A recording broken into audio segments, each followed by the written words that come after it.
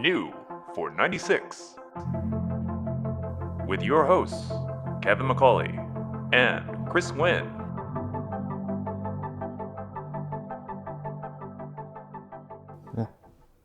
I just moved the whole cart. I just moved the entire studio with my feet, which is on a Herman Miller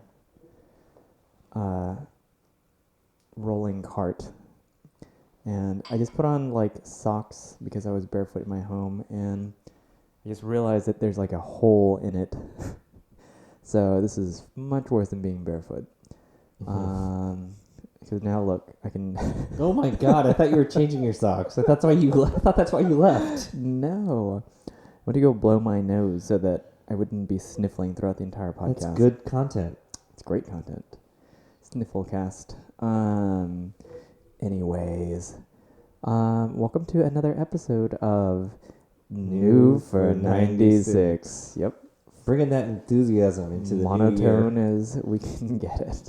We just get so excited whenever we actually say the intro. We used to. Now this is the first we're episode jaded. of the new year. Oh yeah, 2014. 2014. 20. What year is it? At 19? Have you started writing 2019 on your checks? Do you still write checks? Are you that annoying person at the grocery store? No, I don't. I write like 2 checks a year. Yeah. So I was just getting used to writing 2018. Isn't that the most infuriating thing though? Like being in line at the grocery store where like the efficient people are paying with like Apple Pay. Like you're in and out in 2 seconds. Do you use Apple Pay? I do. Really? Yeah. Obviously it's not everywhere, but yeah. It's super. It's so easy. I know. I just don't like having. Well, first of all, I always have to ask, and I always get You rejected. don't have like having things on the internet. No, but you have to connect it to a debit card. No, it could be a credit card It or a can be? debit card. Yeah, Okay. it can be anything you want. It can be anything you want. Oh, okay. Yeah, it's anything in your Apple Wallet, I think. Okay. Well, when the wallet started, you could only add debit. Oh, okay. I don't know. I only started using it, and only inadvertently whenever it knows that I have an airline ticket. What grocery stores Whole Foods. take? Oh, okay. I think that's about it. Yeah. I did use. There was one time when I had to stop at Walgreens for something, and Yeah. I was out going to the gym, so I realized I didn't have my wallet or anything, and I used Apple Pay for something. And it was Wasn't it really amazing? It was. It was. It's so like quick and efficient. I'm not even sure like I'm paying. Right. But also, you know what other place uses it is, of all places, Southland Hardware, which is like this little What? mom and pop. Yeah, Yeah, no they're with the times. That's amazing. Yeah. So I bought a screw the other day, like 10 cents. Nice. Because who carries change anymore? Mm-hmm. I always feel bad because they definitely lose out on that transaction. I think there's like a minimum 30-cent fee or something for credit card transactions. Mm-hmm. So I'm the one that did them in. Yeah, when they go out of business, you know why. Yep. I was there buying a screw. I bought washers for my license plate on the Carrera because I bought vintage plates, and the screws, it came from California, and the screws that were included were too like the heads were too small for the plate, so they would almost slip through. I'm sure they would have vibrated through, so I went and bought washers for that. Okay. But interesting story, me. Yeah. Yeah. That's a successful repair. Yeah. I'm done for repairs for the year. Yeah. So how was your week? I was about to say how was your week, but we haven't recorded in about a week and a half. I don't know. It's been a little while. It's been a bit. It's because the recording studio was occupied by family that I had staying with me over the holidays, and we literally could not access the podcast cart because it was like walled in by an air mattress. I can't believe people slept in the museum. I know. Well, like my home is like purposefully laid out such that people find it very inconvenient to stay over. Yes. But when there's family, there is a way. So now I was happy to have them for a couple of weeks. And this is your or brother. No, a week and a half. Your brother and his wife. Yeah. And he's the one that sold you the GTI. He's the one that sold me the GTI earlier, or actually January of last year. Mm-hmm. And that's the one that I had for approximately 6 months and 1,000 miles. I put more miles on like the cars that I was trying to offset the miles with that car. Yeah, so I just didn't like it. It just wasn't for you. It just wasn't for me. So he came and he had to borrow. You said he had to borrow a car from your dad because he borrowed because our yours dad's. are not borrowable. No, and maybe that's for better or worse because I would have lent him like the GTI if I had still had it, obviously, because he knew how to. But your cars. But none of my cars are like easy to drive cars. So What about the BMW? I mean, I guess that's easy to drive. That's easy, especially if you're coming from a GTI. He knows how to drive stick. Yeah, I guess. But like, there's no like, he hasn't driven like a stick in like over a year because he moved to Denver, and they have, and I'm like, they have like nice public transportation, I guess. And I'm speaking from the perspective of living in Houston, where we have like, it might as well be negative public transportation because it's so bad here. Hey, we have like 3 or 4 of those bicycle stops. We do. We actually have a lot of them, which is weird because I don't know how people do it because this city is so pedestrian and bike unfriendly. And I used to bike. Yeah. I used to bike everywhere, and it just became like the streets were just way too aggressive. And we have very few bike lanes, and even then, people just use that as like runoff. Yeah. So, well, everyone has like a lifted truck. Yeah, or a Model 3. Yeah, I guess so. But so anyway, so he hasn't driven. He's been like, we have car sharing things here, I guess, but or not car sharing, but like I was about to say get around. You've used them. Why can't I think of the name? Houston is like the 4th largest city in the nation, soon to be 3rd. Zipcar. Yeah, and we do not have the same everyone here. This is like L.A. with even worse public transportation. Like everyone here just wants to be in their car, even if they're driving to their mailbox, which would be me. Mm-hmm. And so like things like Zipcar are basically useless here because you probably own a car, and that's maybe speaking a little bit out of I mean, not everybody has a car, but the majority of people like have a car, or and kudos to you we have a rail system here, but it's fine. It just doesn't go everywhere. It's pretty limited. Houston is like this big, like the shape of Houston is this huge amorphous blob, and so if you can imagine, like it's really easy for a city like New York or San Francisco, because they're just like these peninsulas, or peninsula-shaped cities, sort of. Mm-hmm. And but here, like it would just be impossible. Do you remember those orc posters? It was like that. It was a designer, and she made these posters and sold them, and it was like all these it would be like New York, each borough or something, and each neighborhood was like just sort of like filled out its space. It was in DIN type, and it was all like. It was a really cool designed poster, and they had like all these cities. They had Paris and San Francisco. Oh, yeah. And I inquired when I moved to Houston, because I had like a Manhattan one, and I inquired, and I was like, "Oh, can you make Houston?" Oh my God. And they're like, "It would probably be pretty ugly." It wouldn't even look like Houston. And like, I got an email like 3 months ago. Yeah. Like another reply to that. Oh, wow. We made Houston. What? We're sending you this email 9 years later. Whoa. And I looked at it, I was like, that's pretty ugly. I did not buy it. It took them 9 years to develop that, and you're not even going to buy one. It's pretty bad. Now I'm going to buy one out of guilt. Yeah, they're going to go bankrupt because of you. All that research and development. Just them in a lab with like beakers and whatever it is that they use. Anyways, this is a podcast about cars. We actually do care about public transportation, but how about those? What is a bus brand? It's like on the tip of my tongue because I've like been behind them, and I'm like, oh yeah, it's a blah. Yeah, it's like Maverick or something. Really? Yeah. Do you not know? No. What is a brand of subway car? Bombardier. Is they that make actually- airplanes and subway cars. Whoa. Are there competitors? I want to say that there was like something weird, like Kawasaki or something made subway cars. Yeah.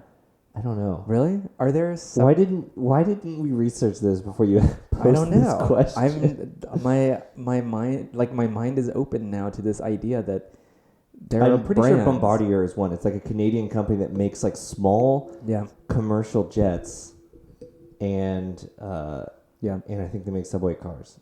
Is there? Ooh, that got loud real quick. Yeah. Like where do you get a subway car? Is there like a subway dealership? Are the salespeople subway artists? Subway. If you went to the car artists? Transit Museum in New York, you would know about this. Did you ever go to the Transit Museum? No, I went to the one in San Francisco, but I never went to the one in New York. No, the one in New York is really cool because you probably heard about how in like the City Hall, Brooklyn. No, not City Hall. There's a Brooklyn City Hall stop. The hidden one. Yeah, yeah. That is the museum. Yeah. That only opened recently, didn't it? No.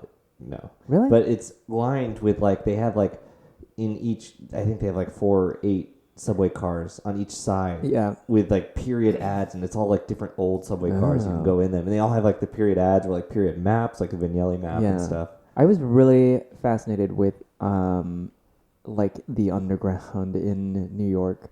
Like there's an urban exploration blog. Mm-hmm. And they go everywhere that you don't go in New York, and it's really cool because it's a 2x14 island, but like there's just so much. It's such a dense thing. Yeah. Have you ever, last thing about like not car things, Sure. but This is probably the best content I know, generate This is actually genuinely interesting. Did you know that the New York postal system used to operate by way of like pneumatic tubes, like at the bank? No. Yeah, this was like in the early 20th century. There were lines that went all up and down and around the island, and the tubes still exist, like in buildings, but they're like sealed off.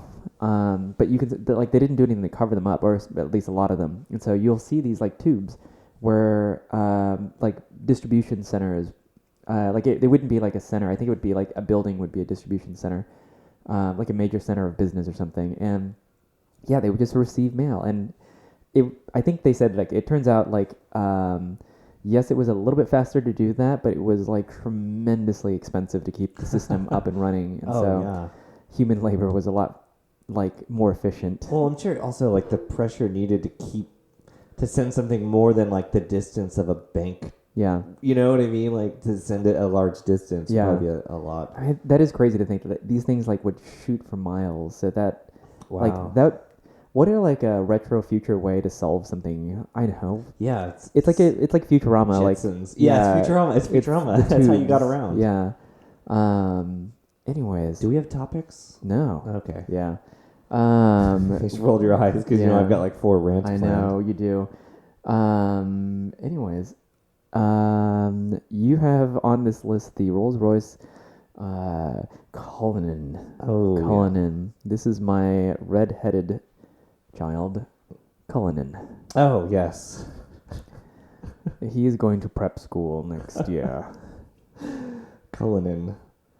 When they announced the name, I said like, oh, you know, like the stereotypical. I don't think anyone got this. This is where I explain my quote unquote humorous tweets. Yes. Aiden, Caden, Cullinan, because those are like the stereotypical like you almost terrible have to millennial parent names. Pronounce it with like lockjaw, like Cullinan. Yeah. Yeah. A mid-Atlantic accent. Mm-hmm. The Cullinan. I'll make this brief. You had a thought. Go on. So I watched the Chris Harris video where he reviewed it. Yeah. He reviewed it and he was really upset. He really didn't like the way it looked. Yeah. He really didn't like the styling. He found it very offensive. I do too. Up to this point, I found it it didn't bother me. It just seemed really expected. It was just kind of there. I accepted it. And then after this, I was kind of thinking like it's like why do we just accept this? And it wasn't a matter of me. He didn't really articulate why I think he wasn't quite set on the proportions. I actually think the proportions are okay. What I'm what he didn't like about it is not what I didn't like about it, but it got me thinking that like we don't need to just accept this. And that's the thing. Oh, go on. You have something, and I have thoughts I'll shoot on you it. down. Yeah, no, that I actually think the proportions are awful. It like has the proportions of like a European like hearse. Mm-hmm. If you've seen those, they're based off of like station wagons. Lincoln MKT. Yeah, like the greenhouse is so tall and disproportionate. And honestly, at this point, like anything that's not like Velar proportioned, I think is a little funky looking. But I don't know. Like you're right in that like we shouldn't just accept it because they know that they didn't have to do a lot. Like to make this desirable to the demographic that would find this desirable. But it's just so uncreative. Like it's just like it's just a stretched up sedan. It's like a 2-box Ghost. Yeah. Instead of a 3-box sedan. Yeah. And what I don't like is like you said, it's not creative. This was a chance to do something cool because you have Rolls-Royce, one of the maybe you could say one of the stodgiest brands, one of the most conservative styling, and I think when the Phantom came out in 2002. Oh yeah, revelation. I think it was. I can't say enough good things about it because it was so visionary to make a car that was just unlike anything else. Especially like when you looked at where they just were and then where they went. The Silver Seraph in like 1998 was just like a shitty 7 Series. Yeah. It wasn't 7 Series based or anything like the Ghost is coincidentally, but it was just a 7 Series competitor that didn't work very well. No. And it had like nice leather and quaint wood and stuff. Yeah. The Phantom was just this epic thing. Yeah. And this was a chance where they could have done something else really magnificent. Yeah, they could have done something from the ground up. Or just been edgy with it, really. Like Totally. This could have been their way of having something wild and different with a slightly different design language, a more extreme design language. And that's just it. Even though it's Rolls-Royce, I know that we're being kind of contradictory here in that Rolls-Royce and edgy don't really go hand in hand, but like honestly, like I think I told you earlier, like maybe they should have made it, and I can't believe I'm saying this, but they should have made it like an SUV coupe or something. I disagree because if there were, no, I'm gonna stick with that. Like I think that would have been better than. But I think the Rolls-Royce coupes are pretty ugly, like the Wraith. Their coupe treatment's bad. Or even better, instead of making like a truck, like what is essentially a truck Rolls-Royce, they should have just made it like a wagon, but of course they would have called it something different, but like given it like a little bit of a back to it, or even just created like an actual sedan coupe. And of course that wouldn't have been an SUV, but still. Yeah, I think there's something like maybe we're giving this too much credence because this is clearly just a marketing exercise. Like of course, it's there to print money. Yeah, like this is a heritage brand, and they've come out with just a marketing piece. Like this is just there to get people to buy. It's a corner. It's so that they don't lose out on this corner of the market. So there's no reason for this thing, and that's kind of weird too if you think about it, because Rolls-Royce, they need to make money, but like they kind of also don't. Like they just make the same lineup day after day, and it doesn't matter. And maybe you don't know much about capitalism, do you? You have to grow.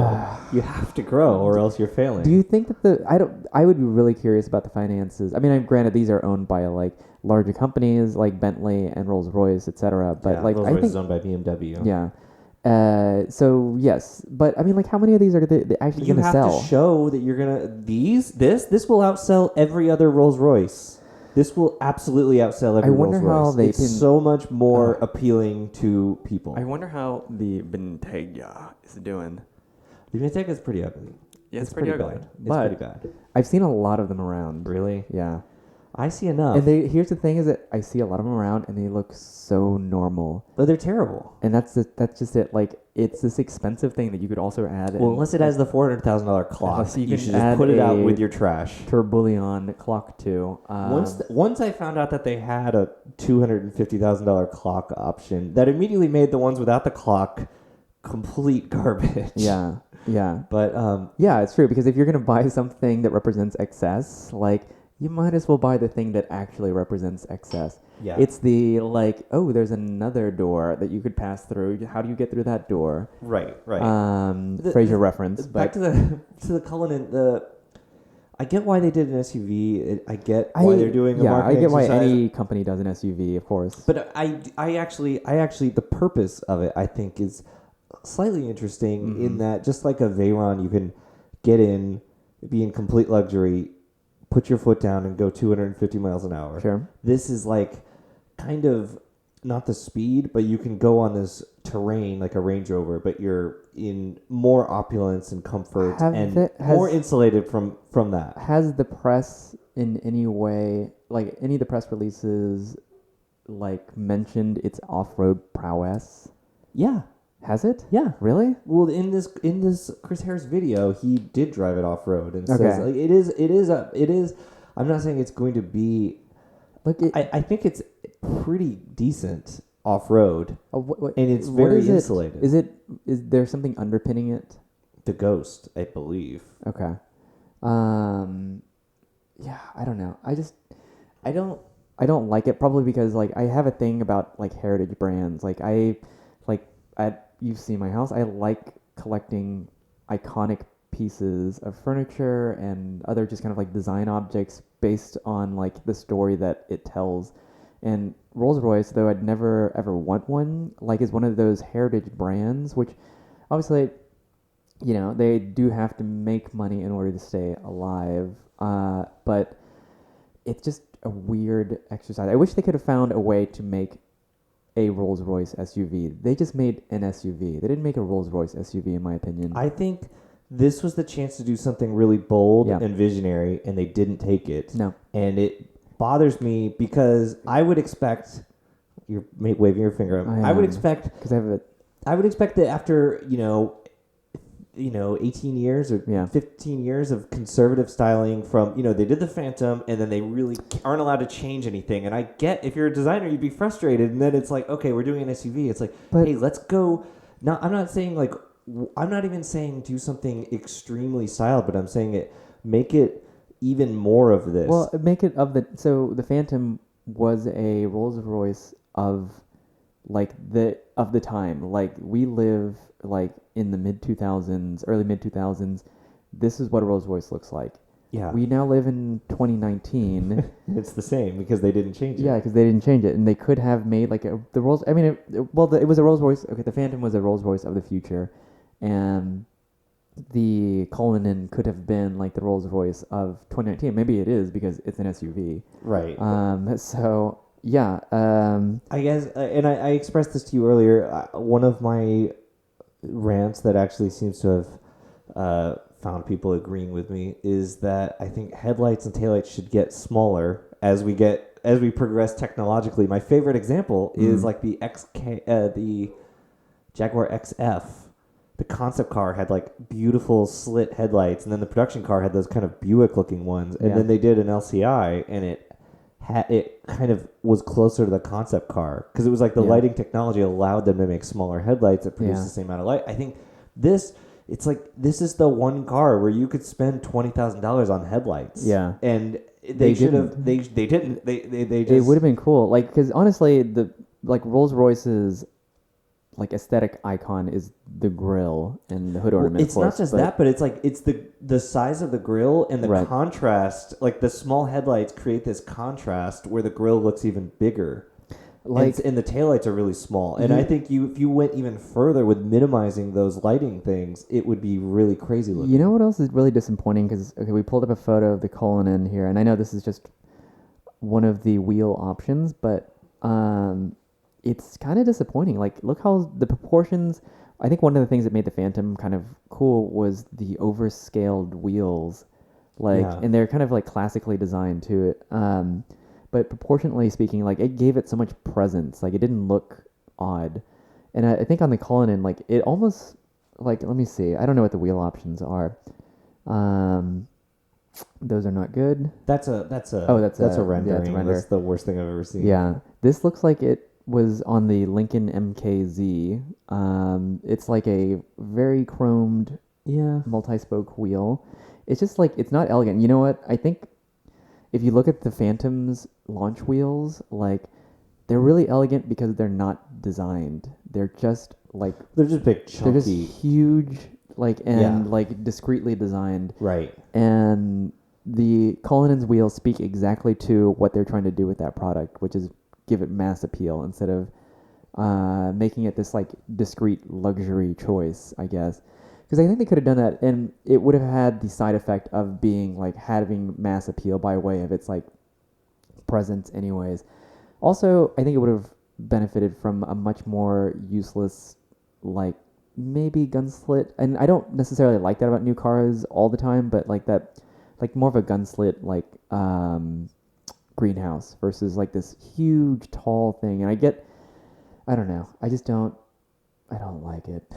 Yeah, in that No, picture, it it's really not. does look like Canyon Arrow or something, just like It a does. generic, like big SUV. It is like I know it's meant to be like big and imposing, but it doesn't look like that. It looks like a purpose like it. It looks like a Pope Mobile or a European hearse to me. It really does.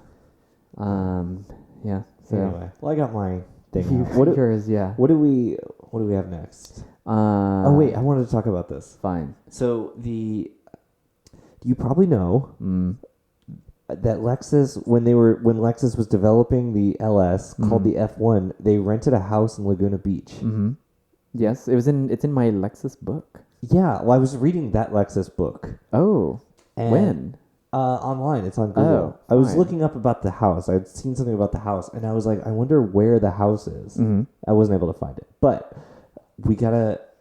Do you want We to? should look into this and then take your car there. Yeah. Oh, yeah. We got to drive it to Laguna. Mm-hmm.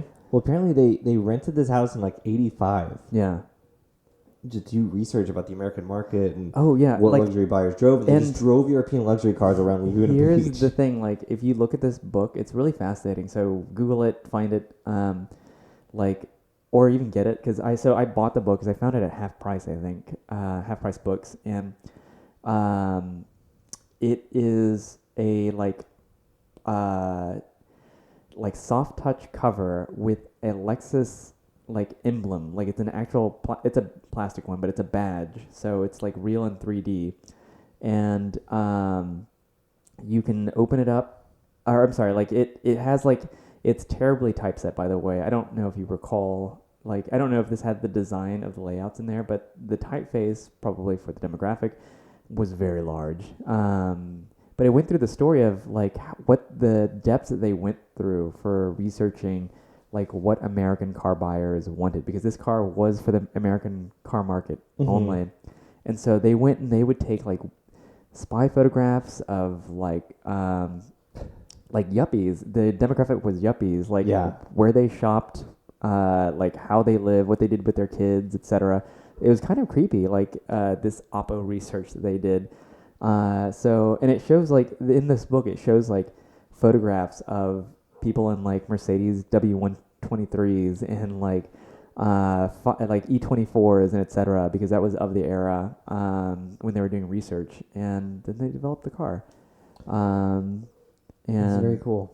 Yeah, I was looking that up, and I was like, oh, it'd be cool to know. And then I mentioned this to our friend Jeff, who works for a competitor luxury brand. Yes. And he's like, I work with a lot of, and he's in California. He's like, he was actually in Orange County. He's like, I work with a lot of people that worked at Lexus. Wow. In the early days. He's like, I should find out, because I would love to know where that exact house is. Yeah. It would be really cool. It's like an important thing for history. I also think Yeah. it's cool that the LS was called F1. Yeah. In the very beginning, as the flagship one. The flagship one, and I forget what the figure was, the development of it, but it was like a big number. Like they were obsessed, and that's a long time to develop a car. In the little bit of time that the little bit that I read in the book, it said that they had half as many engineers as the Boeing 777. Yeah.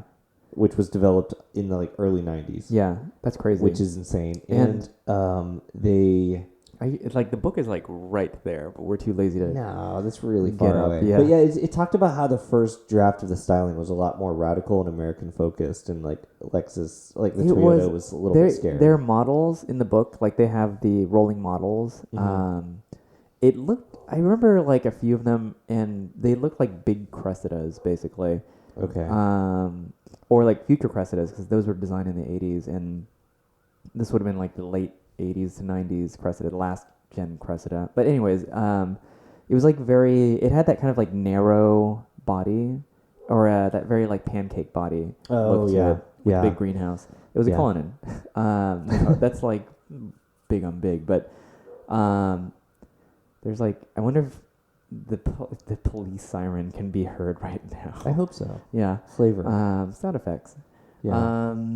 But I mean, the obsession that, like, it is impressive, like the amount of detail they put into this car.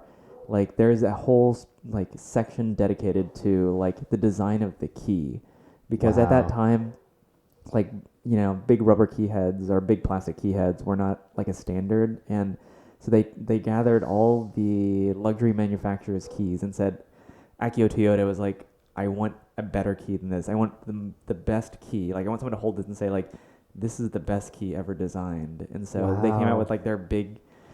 All that meant was it was just a huge plastic key head. But it's with not a even that block. big now. Yeah. Because that's like on your car, right? Yeah, actually, I have in that cabinet next to the thing, like the Toyota.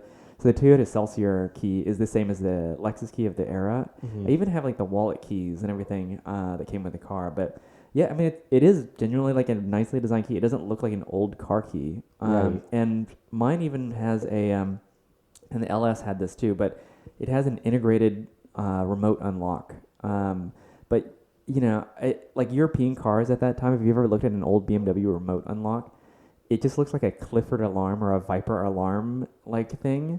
It's on like a separate fob. Yeah, it's on a separate fob. And this Yeah. was like integrated in 1989, basically. So 89 would have been the Celsior. Mine's a 92, but the launch year of the Celsior was 89, yeah. But it had an integrated remote that does not look bad. Like, it looks good. Yeah. It looks modern almost. Our family's 1995 5 Series Yeah. had like basically the key and then like a garage door opener. Yeah, that was it was like huge. on a separate Yeah. thing. Can you think of like the first nice car remote thing you ever saw? I had one for my 95 Saab. It was fine. It was like shapely. It was like heart shape almost. But it was just okay. Okay. Honestly, okay, I'm gonna go ahead and Are you talking about Saabs again? yes. Okay. Yes. I'm gonna go Go on. fill my drink. You just let me know when you're done. Fine. The first nice one that I could think of was my mother had a. Okay, all right.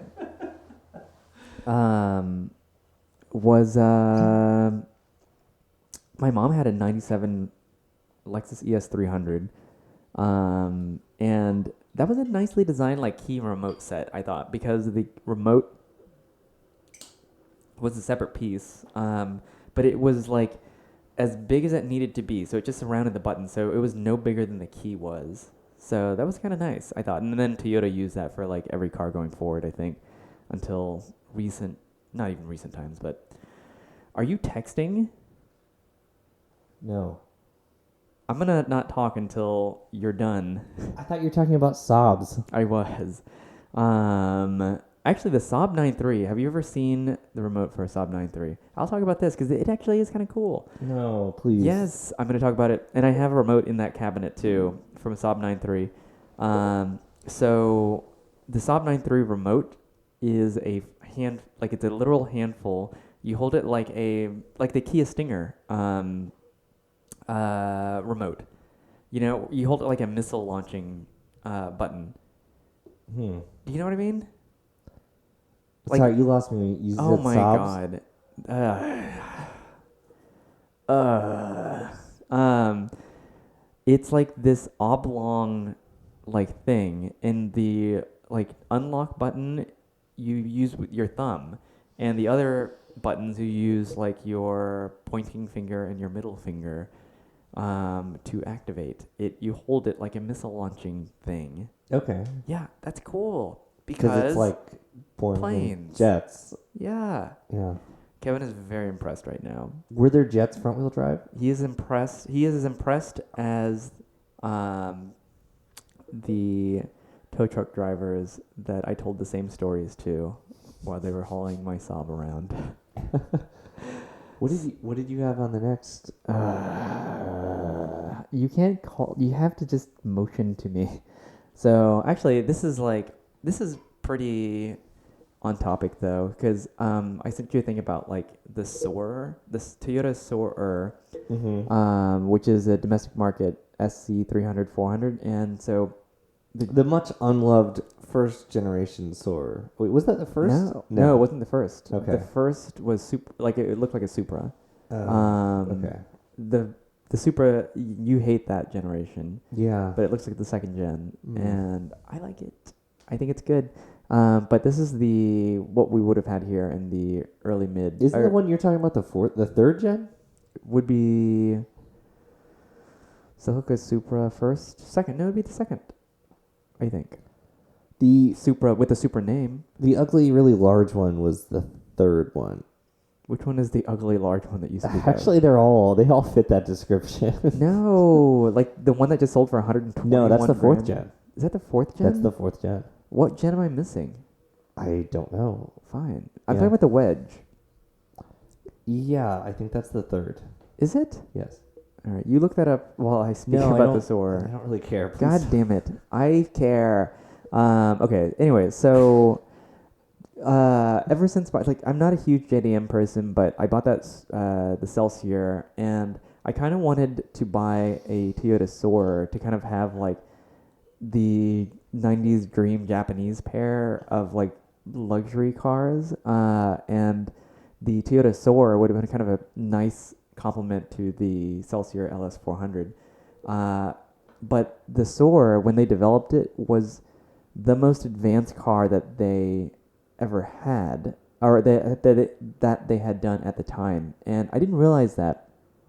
I looked into it, and we saw that one that was for sale. So we have... Yeah, we looked at one. One of our friends who is a JDM importer. He's an importer-exporter. He's an importer-exporter. Ivan. And it's actually Danny. I was thinking of somebody else. His last name is Ivanov. Oh. I've just that's our buddy there, but giving him away. I know. So actually, but he's really cool. Like if you're looking for a JDM car, you should check him out. He does import them, and he had a side note. He had why can't I think of the name? The Nissan. He had a Figaro for sale recently. He's only selling it for like $5,000 or $6,000, which seems like with the POW. He sold that POW for like $6,500 or something. Oh my god! Like Yeah. that. Anyways, not actually an ad, but so he has a Soarer for sale, and we're gonna make sure he brings something cool to Radwood. He wants to maybe bring the van. Oh, he should bring the van. Yeah, he should bring the van. It's so cool. It's a Nissan. What is it? I think it's called van. Maybe it's not called van. It's like it has a name. It has one of those like kind of crazy English words jumbled together. Yeah. Names, but it's really cool. Anyways, back to the Soarer. So he had one, and I'd always thought about like getting one, and he has one that's pretty well priced. I think it needs a little bit of polishing. But then I started looking into it a little bit more, and I found out that there is something called the Soarer Limited, and it's kind of an uninspiring name, but it was their most advanced model, and they only ever made 800 of them. And it was so the majority of Soarers have the 2JZ, so that's the 2.5 liter. I thought they were usually the 1JZ. So wait, is that the 1JZ? It's the 1JZ. It's the 1JZ. Sorry, it's not the 2JZ. 2.5 It's the liter. 1JZ, which is a 2.5 liter inline six turbocharged. Mm-hmm. So because Japan charges road tax by the. Are you clipping your toenails? Yes. They charge road tax accordingly to the size of the engine. Like the inline six made sense, but they have a V8. So you can get the same V8 that was over here, the 4-liter V8 that was in the Celsior, the LS400, SC400, etc.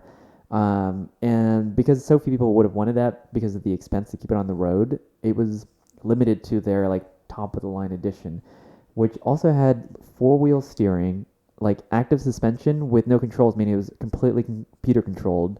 Like my car has switches. You can switch it between like sport and comfort and this and that, and the air suspension does its work accordingly. But there was this like severely complex computer that like would read your inputs, etc., and then adjust the car suspension accordingly.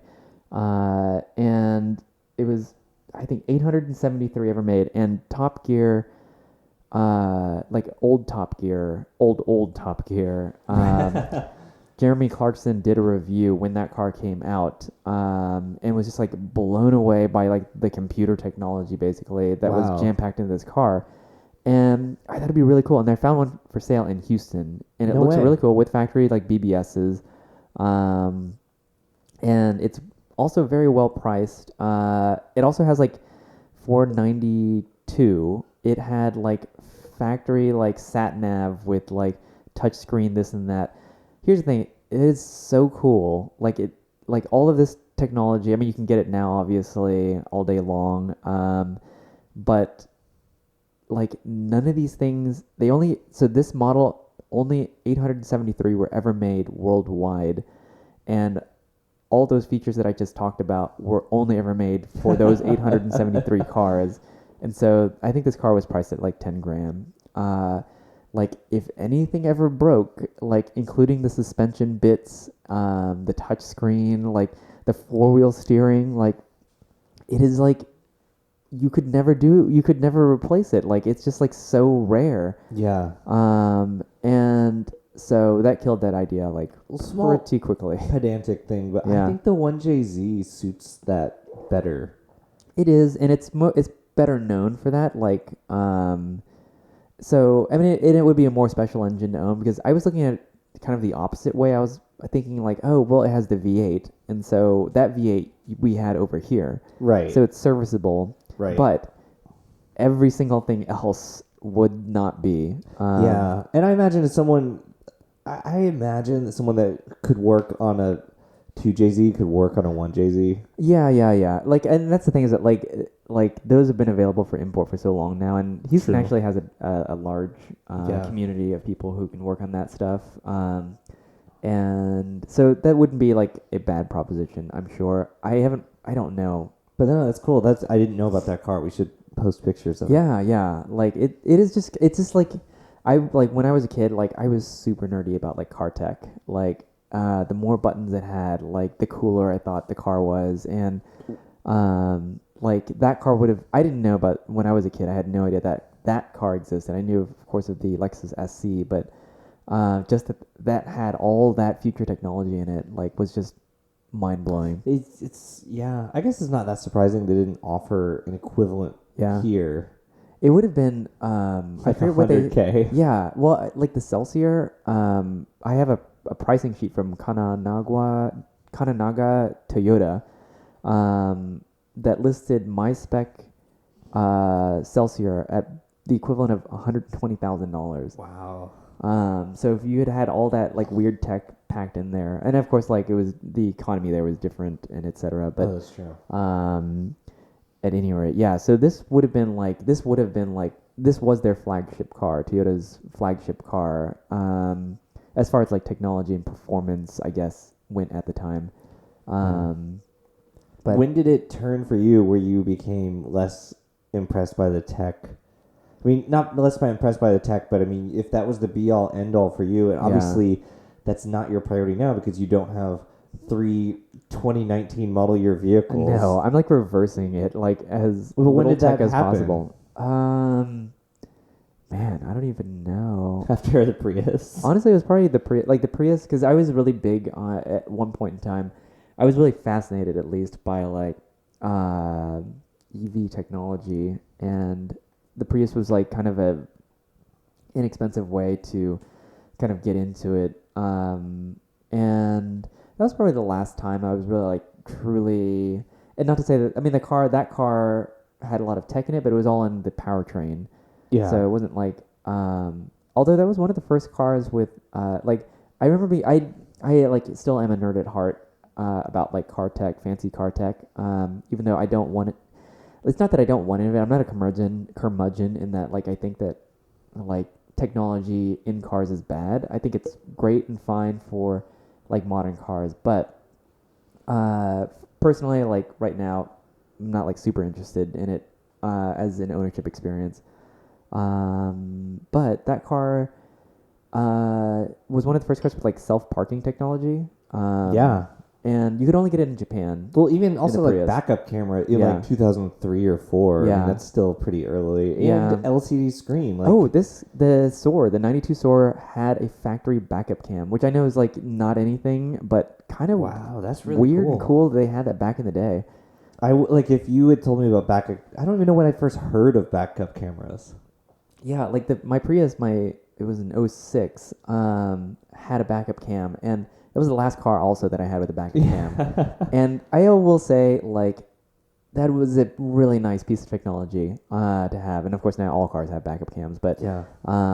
Thanks, Obama. and like, like, F anyone who says like backup cams are just like they're dumb. Like, why is the government requiring people to have backup cams? Like, no, they're fantastic. Like when you're parking, you can get within like millimeters. Yeah. Like You mentioned this before I had a Prius, Yeah. like 2 years ago. You this talked is about your this with first me. car with a backup cam. Yes. Yeah. Our only car with a backup camera. Yeah. And you told me like there's so much, we have so much technology. It's like we have navigation and there's maps, and it's like it doesn't make us worse drivers. It Yeah. definitely makes us worse navigators. And Yeah. you were like, backup cameras make me a better parker. Yeah. And I have ridden with you. You park and you do get any car, even without a backup camera. You get very close because you actually know you have a good sense. You have a good sense of where the back of the car is, how close you can get. An excellent parallel parker now because I once owned a car with a backup cam. Yeah. Like I find that very interesting. I remember I would get so close to cars that once this guy ran out of like the store or restaurant or whatever he was in and like was furious because he thought that was when we first met. he thought that I had tapped his car while I was backing up. Also, this is like in the city, so whatever. But I mean, not whatever, because I would get mad too a little bit. But like, even if I had tapped him, it would have been at like half mile an hour. Anyways, but I'd gone like close, but just to get into a space, and but that's how close you can get with the backup cam. So Yeah. it's good.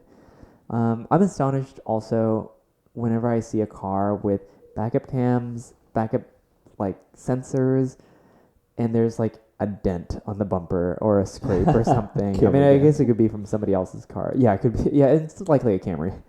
But there was like, were you ever like nerdily into like car tech? Nothing having to do with the driving experience, but the accessories related to. A little bit. I mean, I thought that the Ferrari F1 shifter was extremely cool. Really, the little dainty one?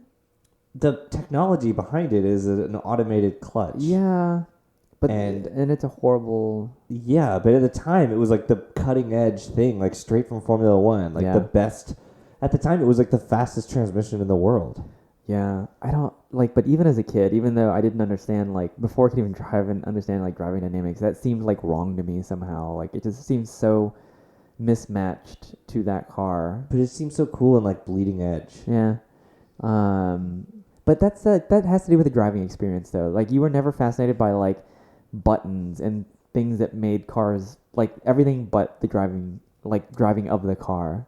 Not really. I had an obsession as a kid with like touch screens because like that seemed like such future tech to me. I had an Apple Newton when I was in middle school. Yes. And my uncle had a Buick Riviera, I think it was a late 80s one, and it had a CRT touchscreen, and I was blown away by that. And it was I would still be blown away by that. it was the stupidest thing too, because like I think it was really slow and laggy, and it literally controlled like everything that the car needed to do, dealing with comfort and sound and whatever. But yeah, so and like though it doesn't like really fascinate because like every car now has all sorts of like future tech in it. Like every car, like there's nothing. There's like a baseline of like you have Yeah. to have all this shit. Well, you know what? Like I'll say actually the last car that kind of you'll hate this that fascinated me not tech wise, but so my father who is very healthy now, had some health issues, and had once lost consciousness while driving, and luckily my mother was there to stop the car, but so I was really concerned for him, and at the time he was driving a third gen Prius, and I told him, like, the most advanced car that you get at the time with safety features was a Lexus HS 250H. The hybrid's so nice. They named it hybrid twice. And that's what my brother, when he was staying with me,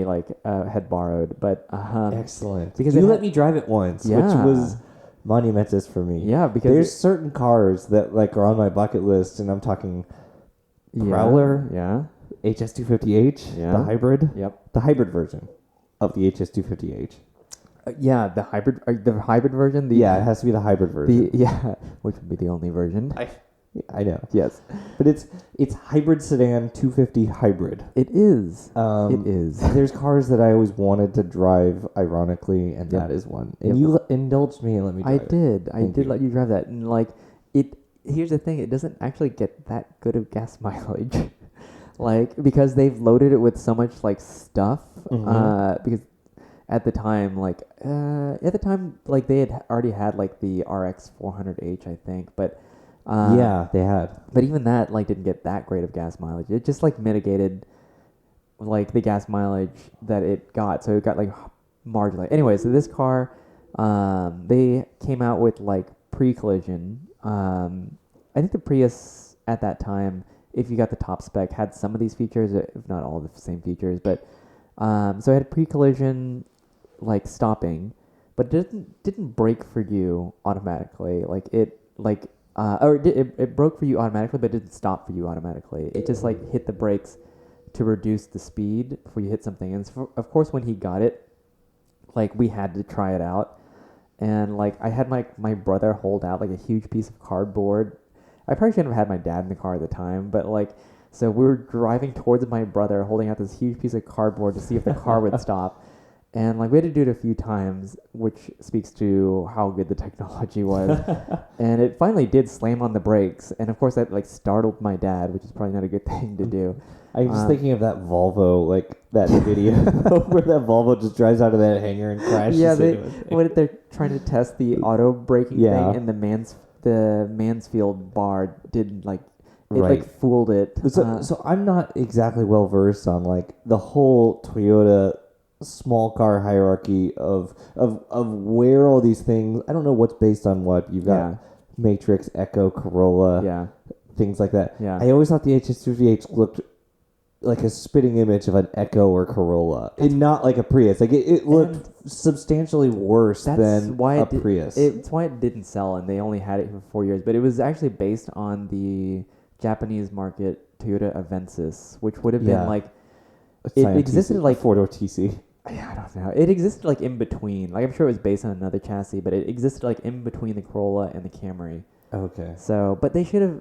Toyota was so dumb. A veritable Ford Contour of the Toyota lineup. Yep. Yeah. Actually, yeah. Or a Nissan Stanza. But like Toyota was dumb. They should have just made a nice Prius instead of like taking like a compact car from Japan and then luxurifying it, and then making it look like a Corolla, and it never sold. So. I will say it's a comfortable car. It has like heated and cooled seats. I was interested in one until you told me that like out of principle the seats don't fold down. The seats do not fold down. Yeah. So which is true of like any Lexus hybrid, or actually any Lexus. I don't think you told me every SUV. Lexus. Yeah. For some reason, like they should have just done it like BMW and charged you an extra $500 for the latch to fold down the seat. Yeah. So I don't know where we're going with that, but. So he still has that car, and now I want him to buy like a more modern car and I think my mom is looking for she has an RX 350, and maybe this is a topic for another episode, like what car my mom should buy, but this would be a whole segment. Yeah, but she would have been all in on buying the latest RX, except that she cannot like. We went to look at it, and we walked up from it from behind. She's like, "Oh, this is nice." And then she turned around and saw the gaping maw. It was like, No, and we left the dealership like she would have none of it. So Wow. it was just so aggressive. Yeah. So we are looking at introducing a new segment to New for 96, and we might as well introduce it with the inaugural one. I know it's having to deal with 1988, so should we call it the segment New for 88?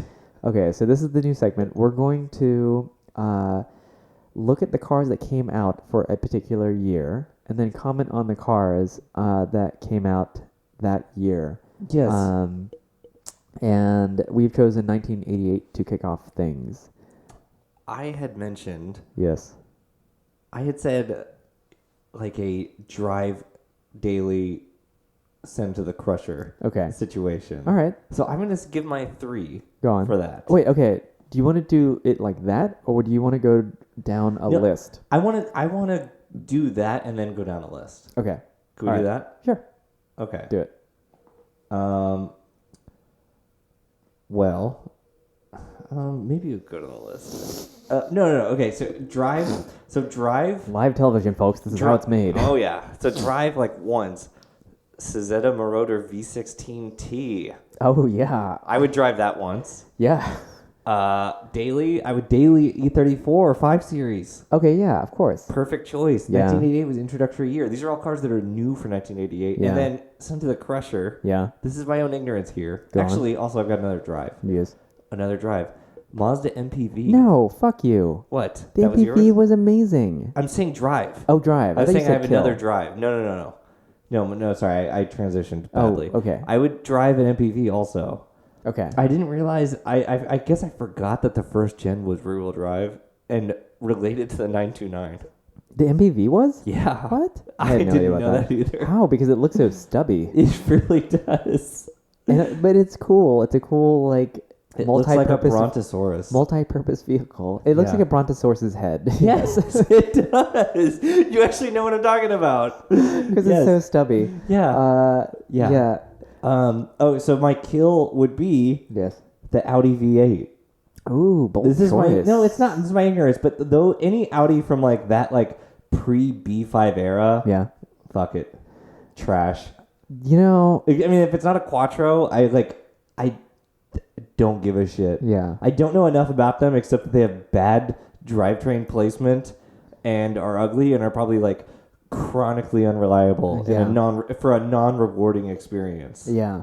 So, You're probably right because I've never thought about the but not even Audi like the V8, but that whole generation. I'm talking like any non-Quattro named Audi from that era up until like the B5 or up until like the A8.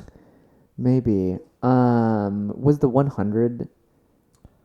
I don't know. I don't know Because I don't care. Because I these hate- cars are not appealing to me at like, all. Yeah, Audis in general are not Like, they're a, not appealing. But like the B5, I'd have like, a some of Quattro, the an late Audi Quattro, but yeah, I would Quattro not would be have cool as shit. But any this, of the new stuff. this I'd have V8, like, you know how like everyone's on like RS4 Avants are the thing to import now, or RS2 Avants. Wait, yeah, are the thing to import this year. Yeah, I'd have that because that looks special as hell. Yeah, but that's not 88. We're talking this 88 No, I know. Yeah, shitty V8 thing. Now you know what? I'll be on board with you with this because we're looking at a picture of it right now and it does not look inspiring. I mean, so you got it's basically a Saab or Volvo or something with less charm Yeah, and less styling. it's true. A 3.6 liter V. Wow, it was a 3.6. It's an origin. It's actually like the beginnings of that 4.2 that we all know. Wow, that was a tiny V6 or a V8 rather. Not that tiny. Not But not compared that to tiny. I know that. Yeah, there were smaller ones. There were small ones. Yeah, Small boys. yeah, small boys, if you will. Although, like, okay, so it only came with. So it did come with Quattro, but only with an This automatic. was so I read about this car a little bit. There Yeah. was a race car version in DTM. Really? And That seems you could- big. Maybe yes. it's not that big because it's I an don't know. 88, but there was this was the first like non-sports car Quattro. oh, interesting. It was kind of interesting. Not interesting enough to not get sent to the crusher. Fuck that car. Oh, because like so they introduced this Quattro for regular Yeah. passenger cars on this car because Yeah. it was the expensive model. Yes.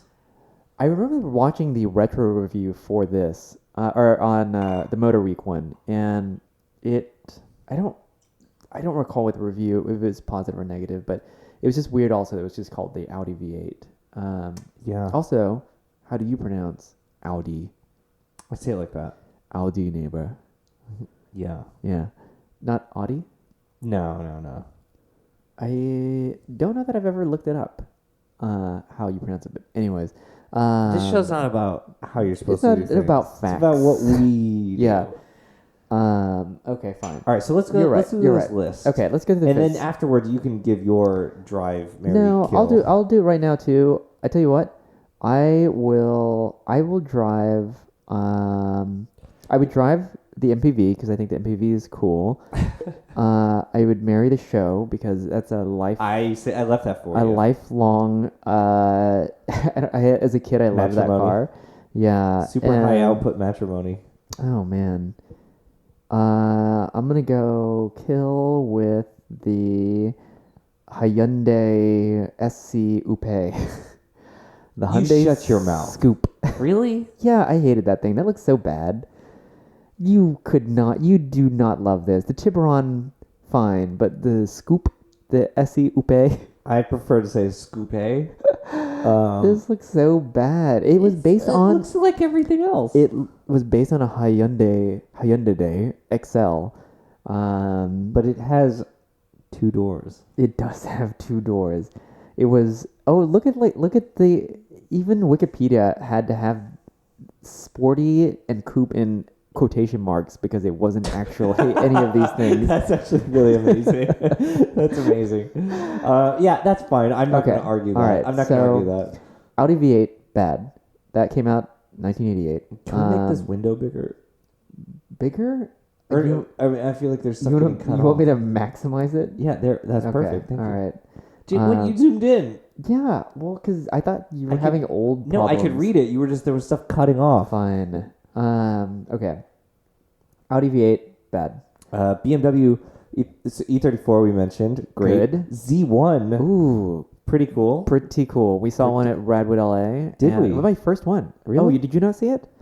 There's one in the first floor covered. Okay, I've Yeah. seen a few dozen before. Really? But, I yeah. have never seen one before. Yeah, when I went to Monterey Car Week in like 2007, they were Yeah. celebrating the 25th anniversary of the Z8, and there was like a bunch of them all around everywhere. Oh, and that's then, cool. Yeah, so Buick Riata, Riata. How do you pronounce that? Riata. I'm going to go with Riata. Okay, wait, hang on. Let's add up some math first. Pop-up headlights. Hard top version of the convertible. With That a convertible. The venerable 3800 V6. Yeah. The That's 3.8. the only Same. the only adjective that fits with that. Yeah. Anyways, all this is adding up to is bad. The It looks GME quite bad. platform is front wheel drive, front engine. It looks like two-door. a bad LeBaron TC Maserati bike. I mean, I think that the actual proportion, like I think the greenhouse shape to the rear is pretty cool. Yeah, the it front, has a little curvature. It's, It was like a I mean, pseudo. compared to if you threw out that L word compared to LeBaron or Mercury Capri, it's a lot cooler. This is what edgy grandpa would have driven instead of like a LeBaron. It is. It's way edgier. It's yeah. This would have been like What's a competitor to the XR2 Mercury Capri XR2 Turbo But that was slash a coupe. Miata. That was a coupe. You're talking about the Capri? Yeah, no, the Mercury Capri, like Dane's car. Oh, okay, yeah, the Capri. the yeah. convertible. This the is Miata way better competitor. than that. But you said the XR2. I thought you were talking about the XR4 Oh Ti. no. I don't know. What Here's the platform thing was is that this? like I would have the E platform. Do you know what that is? No, I Yeah. sure don't. We're looking at the Wikipedia live here, but this did share, I think, something with the Riviera, which I thought was a cool car, but only because of the tech at the time, like because they had like digital shit everywhere. Yeah. Um, I'm going to throw this out here. We're going to skip over non-U.S. market cars, yeah, we're gonna do that because which leaves like 15 cars 'Cause, because they only didn't introduce like- that many cars at the time. like I think that well, there's one here that I kind of want to talk about. No, let's go down the list. Okay, let's go down the list. So we went through Rada. Okay, Chevy Tracker, bad. That's fine. Oh, they It's had Chevy basically Tracker and Suzuki then Samurai, Chevy which is good. Tracker Americas. Yeah, but that was basically the Suzuki shared, and those are bulletproof. The Marauder is cool. Ford Probe. Okay, I'm gonna go on this. I'm not a fan of the first generation Ford Probe. Yeah. You got a thumbnail of the second gen. second gen, but what was the foreign parallel to that? the Mazda MX-6. It was the MX-6, yeah. Which, did you see that Mazda trademarked that name? No. Like recently. Didn't they already have it? Like they trademarked it. Oh, weird. Or Okay. re-registered it somewhere. They might reintroduce the MX-6. That would be pretty cool. That would be really exciting for me. That would be cool, actually. I'm not a fan of the first gen Probe. That is the one that was potentially going to replace the Mustang. Yeah. I thought it was fine. It was just kind of like a wedge with pop-ups. So it was kind of cool as just a generic, like, sport style car. Yeah. Okay. Tour Show, cool. Not that thumbnail. That's the latest one. Yeah, that's the latest one, which was not cool. Geo Prism. For dad who doesn't fuck. Yeah. That's what he drives. Yeah. The current gen Ford Oh, show. God, yeah. The least sexy car on the market. Yeah. I will argue to the death. EcoBoost V6, the least sexy engine ever made. It is a very flexible and efficient engine that finds its way into economy cars through supercars. That's right. It's fine. Okay, Chevy Prism. It was made in the Numi plant. Oh, was it? Oh, Yeah. yeah. I remember that This American Life episode about I love that the Numi episode. plant. It's a good great. one. It's amazing. People, you should listen to that. Instead of this. Yeah, don't listen to this. Listen to that. Okay, like no feelings. Like, it was just like an economy car of the day It's for 88. indicative of the time, therefore it's okay. Yeah. Actually, it looks a little ahead of its time for 88. Because This one isn't an 88. Oh, it was the boxy. Like it looked like. You remember that? There's that guy that comes to the Catalina meets who drives the one with the. It's the JDM one with the fender mounted. It looks like a Corolla. Okay. But it's turbo, I think. Anyways, Holden Commodore, we didn't get that at the time. Hyundai Scoop. I say bad. Yeah, it's fine. Maserati Carif, I looked it up. It's basically like a bad bi-turbo. I looked this convertible? up, and here's the thing. I think it looks kind of cool. I think those are cool cars. This looks really cool. Like it's the Bitterbow looking car. Like, cause it does look like a bi-turbo, except like aggressive. And this one that we're looking at, the Wikipedia thumbnail, like it has an aero kit of some kind on it, and it looks kind of cool. Like this would be. It looks like it's parked in Monaco and depreciating by $1,000 every second. Yep, it's costing them $1,000 in broken parts as it disintegrates. But it was designed to be luxurious, but also sporty and agile, and allow the driver to feel like a racing driver again for the first time. That sounds like every car in the last 40 years. Yeah, that's the description. But this is cool. Like, even if it's an awful car to own and drive, it is kind of cool. It's like 80s opulence. Totally. Okay, as MPV, we established as What is cool. the Mitsubishi V3000? Oh, it's the Galant. Oh, Huh. that's cool. That's cool. I adore. But here's the thing. They didn't list the Galant, which means that I don't think the Galant was out at that time. Probably. Or this. I just chalked it up to this page being a very international page. Yeah.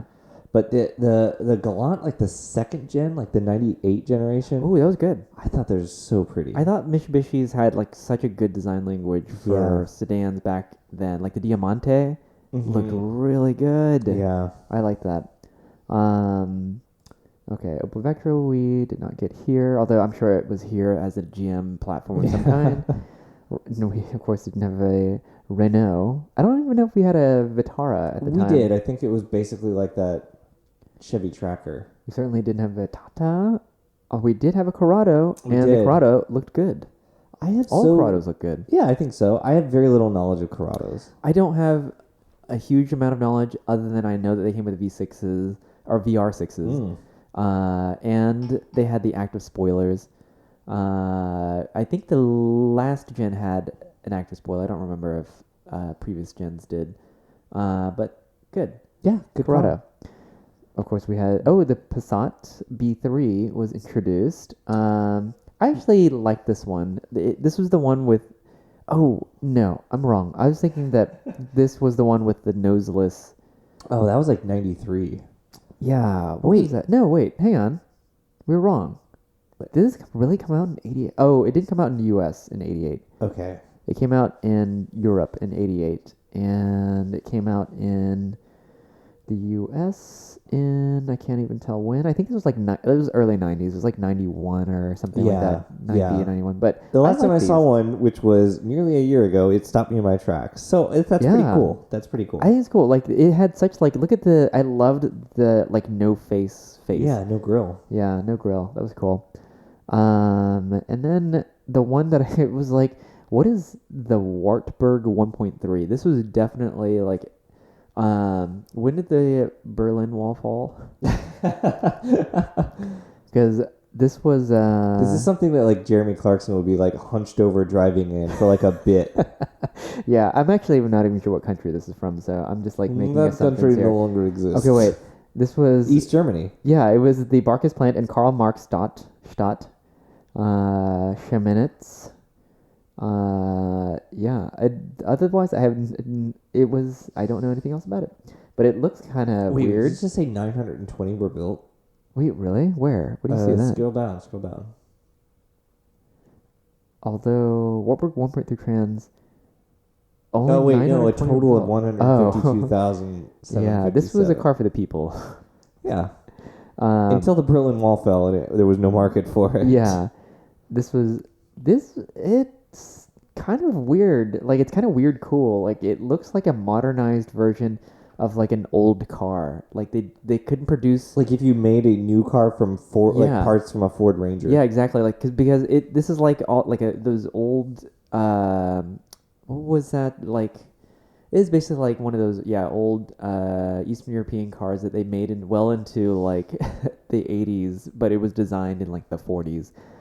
But it kind of looks like that, so it's kind of neat. Anyways, we're not commenting on it because it was not a U.S. market car. Although we've commented on it more than I know else. We have. So, anyways, good segment. That was fun. Okay, I think we're gonna keep that up. So, anyways, I think that's a podcast.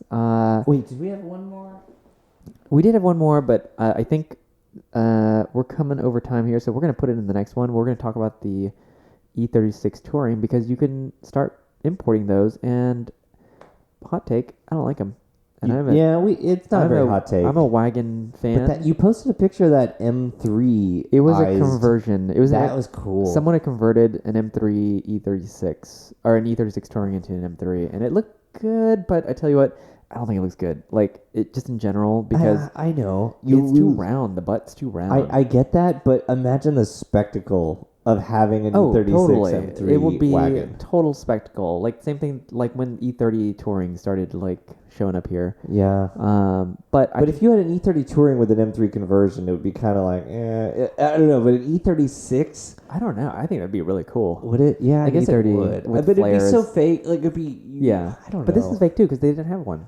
I know, but there's something less fake about it. There's something more malleable about the E36 M3 as an idea. Yeah. Where it could exist in more forms. Maybe. I guess we're talking about it now, but short take would be I don't like it. But here's why I say it's a hot take is when all these articles about like what you could import this year started coming out, like people were gaga over the fact that you could get an E36 Touring over here, which it'll be a spectacle, but I think it's probably the least good looking BMW wagon. I agree. It just doesn't like it's too round in the back. I agree. It's very incongruous, but the M3 version was kind of cool. It was just a cool. Yeah, thing. And if you guys want to, maybe we'll post it too. Let's post it. We'll post it, but it does it balances some things out. Maybe because the rear valance is kind of square looking, but yeah. So, anyways, that is a podcast. Hold on one second. Fine. Do you want to call Jeff? Oh my god. Okay, this will just be an extra long episode. Yeah, what are we at? We're gonna call friend of the show, Jeff. Ira Glass is gonna call in. Oh, right. Okay. Do you what? We'll cut this out. Do you We How do we do this? just hold it up to the mic. Oh, Speakerphone God. and hold it up to the mic. Did it work last time? It kinda. Go for it. Just do it. Just go. Okay. On. We're calling Jeff Iraglass Jablansky.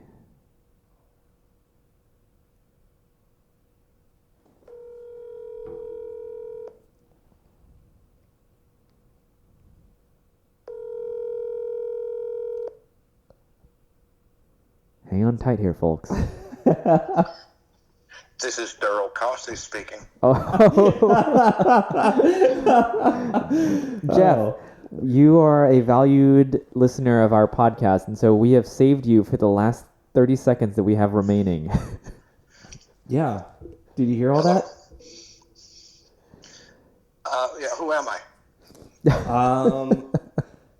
What does Ira Glass have opinions about the Cullinan or any of these things? Ira, what do you think? Well, let's begin with the Cullinan diamond, the largest diamond on the face of the earth. Some people prefer blood diamonds, others just like a Rolls-Royce, but they decided to combine everything all in one. So, yeah.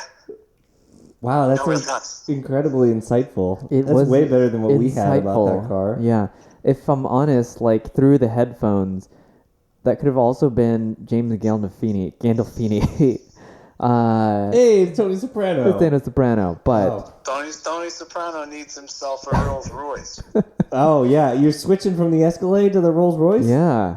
Switching from, I don't even know, to the Rolls-Royce. It's the better one. It's the big one. Yeah, It's the big one.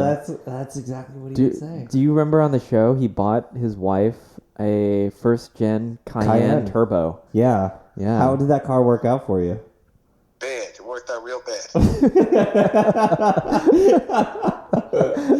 What about the Lexus LS that was in the pilot episode? How was that? It was an LS 400, which Wikipedia lists as a second generation.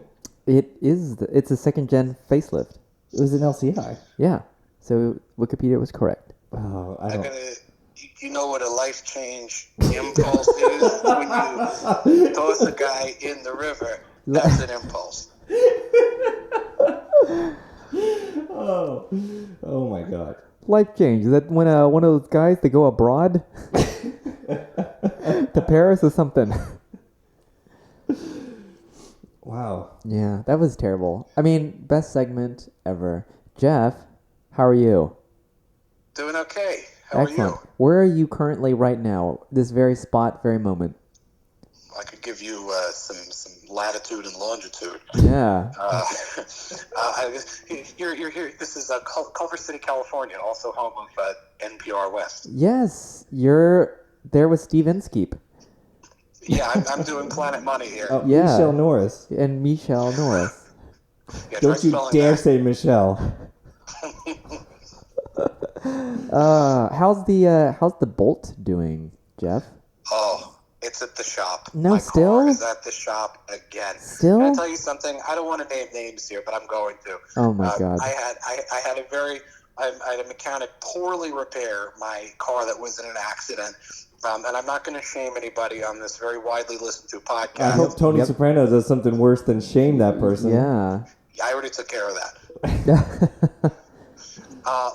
Let it be known that my car is now suffering from a wheel bearing problem that requires me to take apart pretty much all the brakes, and it's going to cost me a lot of money if the insurance doesn't fix it. No. Oh wow. How terrible. That's not Terrible. good. Yeah. Time to get a Miata. Yeah. Yes, I would love a Miata.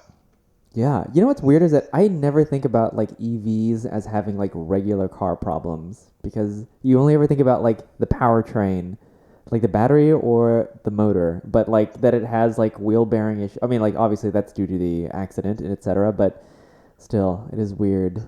The car has like 3 moving parts. Yeah, which one of them is it that's broken? Oh my God. How much longer are you gonna keep the Bolt, Jeff? Well, I'm on the hook for. Well, actually, if anyone would like to swap a lease on a slightly damaged Chevrolet Bolt, I'm listening. Amazing. Great rate. You'll never pay for gas again. Yeah. All right, we got Fraser Crane here. He said Yeah. he's listening. Yeah, he's listening here.